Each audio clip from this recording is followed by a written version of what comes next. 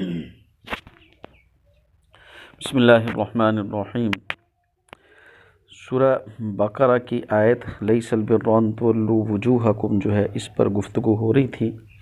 کہ اس آیت میں اللہ پاک نے بہت سارے اعمال حسنہ کو اور اخلاق عالیہ کو بیان کیا۔ پہلے تو عقائد کی تصحیح کے اوپر کیا کیا گیا، زور دیا گیا کہ بھائی جتنی ایمان لانے والی چیزیں ان پہ ایمان لاؤ۔ پھر کیا کہ بھائی مال کو خرچ کرو اس وقت جب کہ دل میں مال کی محبت ہو۔ پھر اس کے مصارف بیان کیے کہ نمبر 1 کیا ہے، ذوی القربیٰ رشتہ داروں پر خرچ کرو، پہلا نمبر۔ ترمذی شریف کی روایت ہے کہ آپ صلی اللہ علیہ وسلم نے ارشاد فرمایا کہ مسکین کو صدقہ دینے میں صرف صدقے کا ثواب ہے، اور جس سے رحم کا رشتہ ہو اس کو صدقہ دینے میں دوہرا ثواب ہے، کیونکہ وہ صدقہ بھی ہے اور صلہ رحمی بھی ہے۔ پھر رشتہ داروں میں سب سے پہلا اور سب سے بڑا رشتہ ماں اور باپ کا اور اپنی اولاد کا ہے۔ ماں باپ کے ساتھ حسن سلوک کرنے کا جگہ جگہ حکم دیا گیا، بیوی پر بچوں پر خرچ کرنے کی بھی فضیلت آئی ہے، ٹھیک ہے نا جی۔ تو اب یہ دیکھو ایسی چیز ہے کہ بھائی ماں باپ کے اوپر، بیوی بچوں کے اوپر خرچ کرنے کو تو آدمی کا ویسے ہی جی چاہتا ہے، لیکن اللہ پاک کا فضل دیکھو، اللہ پاک نے اس کے اندر بھی ہمارے لیے کیا رکھ دیا، اجر و ثواب رکھ دیا۔ اور اس طرح دوسرے رشتہ داروں کے اوپر خرچ کرنے کے اندر بھی اللہ نے کیا رکھ دیا، ہمارے لیے ثواب رکھ دیا۔ جبکہ مقصد کیا ہو، اللہ کی رضا ہو، ریاکاری نہ ہو، جن پر خرچ کیا رشتہ داروں پر ان پر احسان نہ جتائے، تان و تشریح نہ کرے، ٹھیک ہے نا جی۔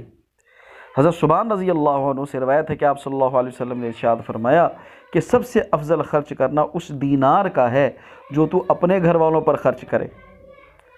اور وہ دینار جسے تو اپنے ساتھیوں پر جہاد میں خرچ کرے، یہ سب سے افضل صدقہ ہے۔ تو دیکھو رشتہ داروں کے اوپر خرچ کرنا جو ہے، فیملی کے اوپر خرچ کرنا جو ہے، اللہ پاک اس پہ بھی کیا کرتے ہیں، ثواب عطا فرماتے ہیں۔ اور اسی طرح بخاری شریف کی ایک اور روایت ہے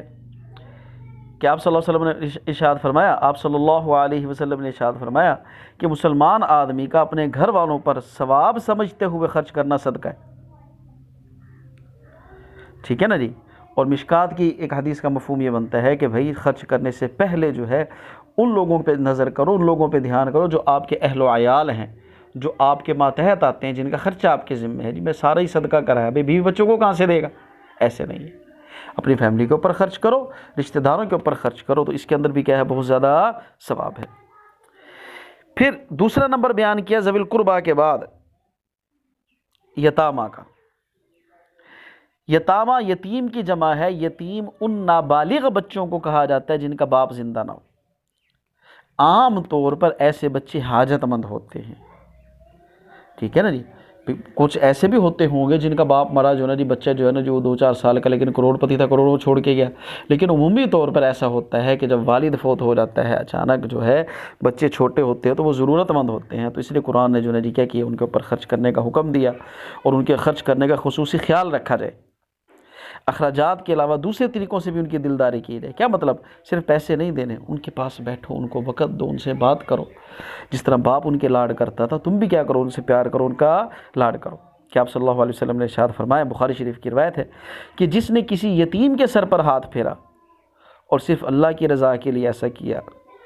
تو ہر بال جس پر اس کا ہاتھ گزرے گا نا، اس کے عوض نیکیاں ملیں گی، یعنی جتنے بال اس کے ہاتھ کے نیچے آئیں گے اس کو اتنی نیکیاں ملیں گی، صرف یتیم کے سر پر ہاتھ پھیرنے سے، جب اللہ کی رضا مقصد ہو۔ اور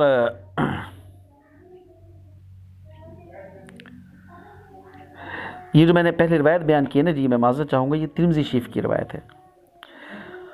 اور بخاری شریف کی روایت ہے کہ آپ صلی اللہ علیہ وسلم نے ارشاد فرمایا کہ میں اور یتیم کی کفالت کرنے والا جنت میں اس طرح ہوں گے۔ آپ صلی اللہ علیہ وسلم نے جو ہے نا اپنی یہ کیا کہتے ہیں، شہادت کی انگلی اور اس کے ساتھ والی انگلی ملا کر دکھائی، ٹھیک ہے، کہ دونوں ملی ہوئی ہیں، تو جو شہادت کے ساتھ والی انگلی ہے وہ بڑی ہے، کہ مرتبہ نبی کا زیادہ ہے، لیکن نبی کا قرب ہوگا جو یتیم کا کیا کرے گا، خیال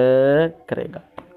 اور آج کل تو بھائی رواج ہو گیا کہ اگر یتیم آپ کی کفالت میں آ جاتا ہے تو پھر اس کا حق کھانے کی کوشش کرتے ہیں، ٹھیک ہے نا جی، اس کا ذمہ دار بن کے جی ہم اس کو سنبھال لیں گے، اس کا حق کھا لیتے ہیں، اس کا حق دبا لیتے ہیں، اس کی زمین جائیداد اپنے نام کروا لیتے ہیں، تو اس چیز سے کیا کرنا چاہیے؟ بچنا چاہیے۔ ایک عالم کا میں پڑھ رہا تھا کہ انہوں نے جو ہے نا جی قرآن کی لکھنا شروع کیا، تو یا غالباً قرآن کی تفسیر لکھنی شروع کی، کہتے میں نے ایک چیز نوٹ کی کہ میں ادھر جو ہے نا جی قلم دوات کھول کر بیٹھا، پرانی بات ہے بھائی، اس دور میں قلم دوات ہوتے تھے، ادھر ایک مکھی آ گئی اور جو ہے جی اس نے کیا کیا، اس میں سیاہی کے اندر منہ مارا۔ پھر میں نے نوٹ کیا کہ بھائی جو بھی آیت میں لکھتا اس سے پہلے جو ہے نا جی وہ کیا کرتی تھی، اس سیاہی میں منہ مارتی تھی مکھی۔ کہتے چلتے چلتے چلتے